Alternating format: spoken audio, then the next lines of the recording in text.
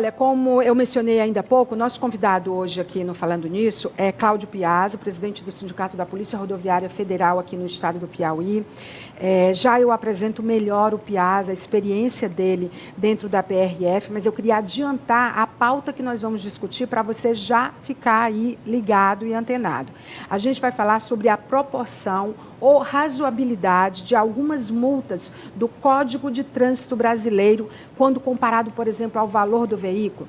Essa pauta é super importante que a gente escuta, porque toda vez que a gente pensa em Polícia Rodoviária Federal, a gente pensa em multas, em abordagem, vai atrasar o tempo, a gente pensa, ai, estou atrasado, vão me multar, ou pensa no veículo, em apreensão, depende do seu nível de infração, porque isso só acontece se a gente cometer uma infração. Mas a gente sempre olha achando que é um problema, que a gente vai ter que enfrentar. Mesmo que seja só parar e mostrar o documento, a gente acha que é um atraso na vida.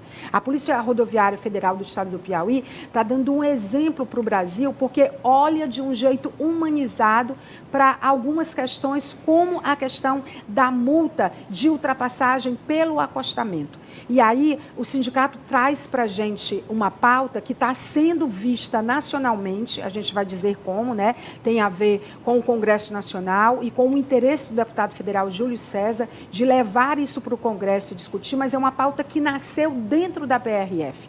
E é um olhar totalmente humanizado e empático em relação a quem tem certos tipos de veículo que não pode e é convidado simplesmente a...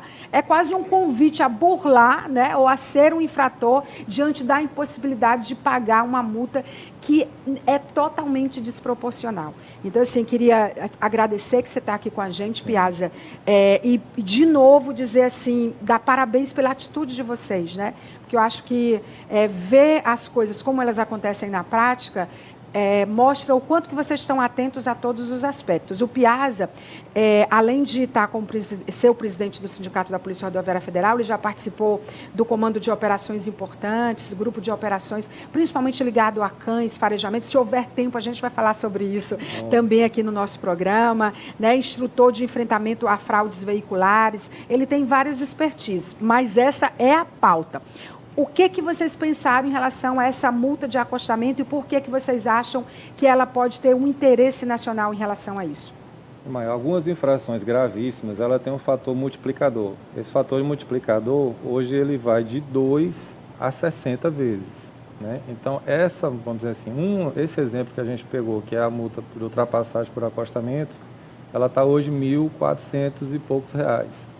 Então, quando a gente fez essa comparação, né, do motivo do comportamento, assim, sem explicação do condutor, a fuga na hora da abordagem, entendeu? Então a gente pensou, o Código de Trânsito vem para tentar fazer com que o cidadão, vamos dizer assim, tenha esse caráter educativo, punitivo. Só que quando você vai fazer essa relação entre o valor dessa infração e o salário da pessoa e o valor do bem, essa relação entre a multa, o salário e o próprio, vamos dizer assim, valor do veículo, ele foge dessa razoabilidade. Né? Então, assim, em alguns momentos do Código de Trânsito, o legislador, ele não atentou para essa particularidade desse público. Só que esse público, por exemplo, pelo que eu vi no IBGE, 33% é um salário mínimo do nosso povo. Dois salários vai a, se eu não me engano, 70%. E se você vai para a média, dá R$ 2.800. Ou seja, por qualquer parâmetro que você pegar, a maioria do povo está com um salário, vamos dizer assim, praticamente no valor da infração. E aí, quando você traz isso para a sua realidade, quando você vê, mas espera aí, a multa é 1.400, a moto custa 13 mil, se eu trazer isso para o meu veículo vale 140 mil, eu me coloco no lugar do cidadão lá. Então, se eu fosse pagar 10% do valor da multa, que é mais ou menos o que está essa relação entre a moto nova e vamos dizer assim, a ultrapassagem pelo acostamento, eu ia pagar o quê? 14 mil reais. Eu ia pagar 10% do valor do meu veículo. Então, assim, quando você olha para isso, né, os 1.400 eu consigo pagar de boa. Eu estou na classe média ali, eu pago, não vou dizer que é 100% de boa, mas consigo. Né? Não vai me complicar tanto. Sim. Em relação ao veículo. Mas quando você leva para esse público, e esse público nós estamos falando de 70% do nosso povo que tem essa faixa salarial. Então, assim, onde é que eu consigo enxergar ele no Código de Trânsito? E a partir daí, começam as condutas evasivas, né? Ele não quer ser abordado. Ele sabe que se for abordado, ele vai receber a notificação. Quando você aborda pensando até que é um bandido ou coisa do tipo, você vai ver que, na verdade, ele está fugindo, porque se você conseguir abordar, ele sabe que vai perder a moto, entre aspas, porque Sim. ele não tem dinheiro para resgatar esse veículo. Deixa de ser educativo para ser na área do confisco, né? Do confisco e excludente também. Confiscatório. Porque, assim, se a gente abordar, praticamente confiscou. O veículo vai a leilão, provavelmente, né? E aí você começa a criar, vamos dizer assim, uma clandestinidade, um princípio de clandestinidade, um mecanismo de feedback negativo. Você cria um ciclo vicioso que eu não posso, vamos dizer assim, eu não vou parar, porque se parar eu perco a moto, se eu perder a moto, né? Então, assim, para que eu vou andar regular se o Código de Trânsito não consegue me enxergar? Se ele não foi feito para me punir, mas simplesmente para tomar o bem, porque na prática é o que isso acontece. Então, como a gente é o operador do sistema, Sim. então a gente tenta trazer esse feedback para o legislador, e daí a questão da sensibilidade lá do deputado Júlio César, em ouvir, a gente conversou com outros parlamentares também, e aí eu disse, não, eu estou querendo discutir isso, eu quero comprar essa ideia, vamos trazer esse assunto para, vamos dizer assim, adequar e você botar o Código de Trânsito para a realidade do povo que ele foi feito para... Então, assim, eu não vou marginalizar, eu não vou criar um público clandestino em cima disso. E aí, se eu consigo, porque assim, o que nós estamos querendo não é vitimizar o infrator. O infrator, ele tem que ser punido. Ele tem que ser punido porque o Código de Trânsito, o nosso trânsito já é bem complicado, ele precisa desse aspecto punitivo educativo. Agora, quando eu vou para esse outro lado, eu vou para o excludente confiscatório, porque eu não consigo, vamos dizer assim, resgatar o veículo. E aí eu crio esse tipo de conduta do próprio motociclista. E aí nós estamos falando também de moto popular. Eu não estou falando daquela moto top, não estou falando daquela moto... É praticamente o valor da moto, né? A popular. Dependendo do local, é 10, é 12, é 13 mil, uma moto nova. Eu estou falando da nova, não estou nem falando da usada, que é a maioria, sim, entendeu? Porque a gente já abordou situações, por exemplo, condutor é inabilitado. Só inabilitado. Como é que o senhor comprou a moto e o senhor não tem habilitação? Aí o cara diz, rapaz, eu ganho tanto. Ou eu compro a carteira, ou eu compro a moto. Como eu só posso andar montada na moto, então a gente ainda ouve isso. Coisas desse tipo, eu ando montada na moto. E ele está, assim, ele está na verdade, sim, dele. Você está entendendo? O dinheiro que eu tenho, ou eu compro a carteira ou eu compro a moto. E nós estamos falando de uma carteira de R$2.000. Sim, juntando tudo é o valor, que né? É um que outro projeto, e... Que é um outro projeto também, nascido aqui no Estado, né, por um colega nosso aqui, que inclusive está na superintendência hoje, que é essa questão também de reduzir o valor da CNH com a Polícia Rodoviária, fazendo a parte teórica. Uma CNH hoje é R$2.000. Muito caro. Entendeu? Quem pode pagar R$2.000? Se eu ganho R$2.000, como é que eu vou dar R$2.000? Ainda vou pagar a prestação da moto, ainda vou pagar a multa.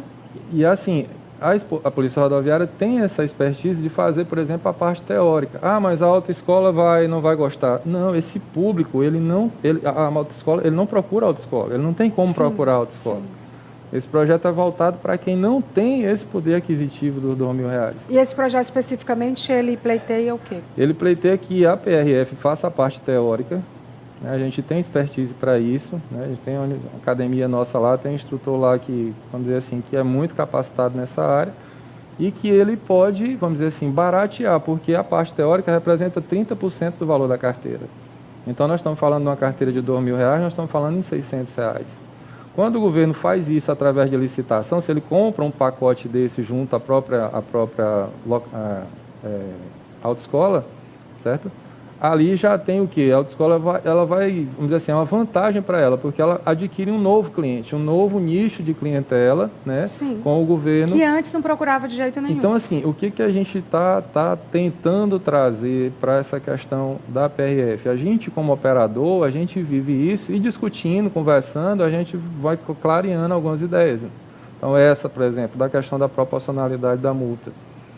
Vamos fazer isso para o veículo popular, vamos transformar, tirar o fator multiplicador, porque o que é que complica? A multa gravíssima, que é a que implica os fatores multiplicador, quer dizer, Por exemplo, se você hoje resolver fazer uma obstrução de rodovia, é a multa gravíssima, que é R$ 293 vezes 20.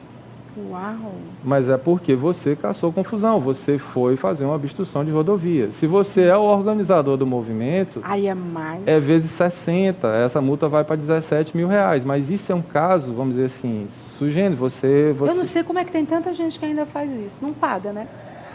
Ou não paga, ou assim, deixou de fazer com o veículo. Faz sem... Faz com pneu, fica no meio da rua, se com entrar árvore, com o veículo, porque com esse tipo de procedimento foi se criando essa situação. Então, ela é uma multa gravíssima, mas para essa o fator multiplicador foi a 60. Então, é 293 vezes 60, que é o valor dessa multa específica para quem é o organizador. Essa é a multa mais grave hoje? Essa é a maior, é de maior valor. De maior valor. Ela não vamos dizer assim, mais grave vai depender da repercussão, porque uma ultrapassagem entre dois ônibus é gravíssimo se houver uma colisão frontal. Então, do ponto de vista do valor financeiro, é a mais alta que a gente tem, é essa do fator multiplicado por 60. E a menos cara?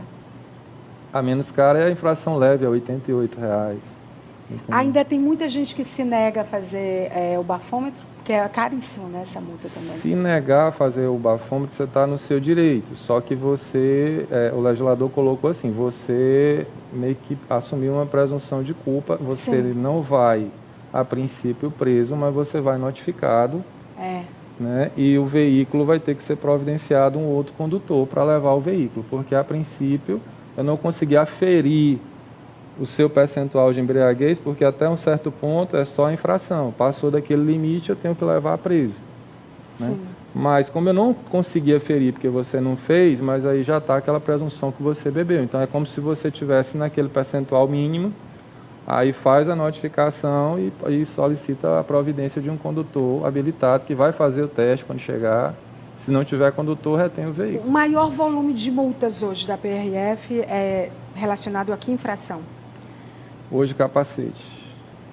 Continua no ranking, né? O capacete. E o capacete, por exemplo, é uma multa que ela é adaptada ao motociclista. Porque ela é específica do motociclista, o legislador não botou o fator multiplicador. Então, ela é gravíssima, sem fator multiplicador, ou seja, ela é os R$ 293. Sim. É um valor razoável para quem ganha um salário mínimo? Para quem ganha 2? E ele, nessa situação aí, a dosimetria está tranquila, está perfeita, tá entendendo? Porque é um público específico, é uma multa grave, né? É uma infração grave, porque se você machucar a cabeça, né, é muito tempo de hospital. Então, é quem consome hoje, vamos dizer assim, talvez um dos maiores percentuais dos hospitais hoje de recurso público é voltado para esse público do acidente com moto, né? Porque normalmente veículo de duas rodas ele vai quebrar alguma coisa. Se for membro, vamos dizer assim, você consegue recuperar. Agora, se for a cabeça, só Deus sabe o tempo que você passa lá no hospital. E é impressionante como não tem... É campanha no mundo que dê conta disso, é o custo, porque no interior ninguém usa. Aqui também não. Esse outro projeto aí do nosso colega aqui do Estado, que é a questão da habilitação, o que o pessoal, ele sabe dirigir, ele dá show de direção, entendeu? O menino antigamente nascia montado talvez num cavalo, num jumento, nasce montado numa moto. Então, a questão da habilidade de dirigir, o que ele não tem é educação para dirigir. Sim. E aí cria de novo aquele ciclo vicioso, entendeu? Eu não tiro a carteira porque eu não tenho dinheiro, se eu não tiro a carteira eu também não tiro o documento, porque eu já vou perder mesmo. Então eu já não uso o capacete, eu também já não rego. Então você leva vamos dizer assim, esse circuito, se você não quebrar ele, você leva ele para esse outro lado. E o que está acontecendo é que a gente, vamos dizer assim, constata isso na prática. O governo do Estado recentemente abonou questão de licenciamento do IPVA, multa e a taxa do Detran. Para quê? Para ele até conhecer a frota. Porque a frota que não tem registro nenhum no Detran... Não tem dado, não tem informação, não tem nada. É usado para qualquer coisa também. Não tem nem como planejar, até a política pública. Você vai ter noção através do hospital, até para você. Aqui tem muita moto, eu tenho muito acidente, eu posso até, de repente, fazer um aporte maior para aquele hospital, aquela coisa toda. Então, essa foi uma sensibilidade grande. E outra coisa, você traz esse público, porque assim, não é que ele foi abonado 100%, mas ele está pagando 10%, 20%. No final das contas, quando você junta 400, na reportagem fala lá em 440 mil veículos, se eu não me engano, que, vamos dizer assim, que também pinga no cofre do governo aquele dinheiro, é pouquinho ali, percentual. Agora, e 400 que não pinga nada. Então, do ponto de vista financeiro, também é uma ação inteligente, porque você acaba, vamos dizer assim, diminuindo e você deixa com aquela pessoa em capacidade dela dizer assim, agora eu quero me regularizar. Por isso que eu digo que eu acho que o que vocês fazem é inteligente no que diz respeito à multa que a gente conversou aqui, que vai a nossa pauta principal, por ultrapassagem e acostamento. Tipo, não só levar aquela pessoa para a ilegalidade, confiscar aquela moto, mas tem um caráter mais do que educativo. É tipo assim, ela realmente fazer com que ela seja paga e que a pessoa aprenda a lição. Porque senão vocês deixam na marginalidade, deixam... Né, porque eles não vão... Como que eles vão ser mapeados depois, né? O que a gente quer também com essa, vamos dizer assim, às vezes de forma simbólica, é com que a pessoa sinta que ela está enxergada. Tipo assim, eu estou te vendo, eu estou sabendo que você existe, e eu quero te trazer para essa situação. E vocês evitam várias outras situações ilegais, né? Consegue, porque assim, quando você, vamos dizer assim, dá essa reciclada, essa revisão no CTB, porque é normal, o código é muito grande. Quando você diz, olha, o operador tem essa sugestão aqui, vamos parar para ouvir? Sim. Enfim, a gente vai procurar depois ver a repercussão disso nacionalmente. Vocês acabaram de voltar de Brasília, né? Eu imagino que isso ainda vai repercutir, porque vai ser discutido, né? E aí a gente vai, num outro momento, até conversar com o próprio deputado federal Júlio César para saber quais são as chances disso ser levado à frente, o que ele pensa sobre isso, porque vai ter gente que pensa a favor, vai ter gente que pensa contra, quem pensa contra vai dizer infração é infração, tem que botar mesmo valendo para ficar muito cara, mas a pessoa não vai pagar, né? Então, se não vai pagar, geram outras coisas, outros problemas, né? Teve uma pessoa que fez a comparação, disse, Piazza, 1 quilo de arroz é 1 quilo de arroz. Eu digo, beleza, mas nós não estamos falando aqui de 1 quilo de arroz, eu estou falando aqui de 1 quilo de picanha. É 1 quilo de picanha também. Então, você joga 1.400 para quem ganha um salário, você quer comparar isso aqui com 1 quilo de arroz? Pelo amor de Deus. E eu acho que tem a inteligência por trás disso. Não é só questão não é questão de você se sensibilizar com a pessoa que está cometendo a infração. É ser inteligente no sentido de não levar aquela pessoa para mais distante. Fazer algo que ele possa aprender, possa pagar, né, e possa aprender aquela lição ali. Enfim, não vai dar tempo a gente falar da questão do canil, porque eu queria muito saber como é que é o combate. Porque, assim, o canil do Estado, né, a questão da ferramenta do combate ao tráfico de drogas. Como é usado para as drogas hoje? Existem novas drogas, né? Como é que esses cães são treinados? E não é só droga hoje, né? Tem arma, munição, tudo isso pode ser por um cão farejador. Sim, os nossos hoje é droga, arma e munição. E as drogas as que a gente tem acesso, né? Que a gente pede e fica com o registro ali da droga, e aí colocando para ele se adapta àquele odor. Que basicamente é maconha e cocaína. Maconha, cocaína, mas tem alguns derivados, né? E tudo vai depender de como você expõe. Por exemplo, quando a gente começou com o canil, não tinha arma e munição. A gente já introduziu, já é uma evolução dessa situação dentro da PRF.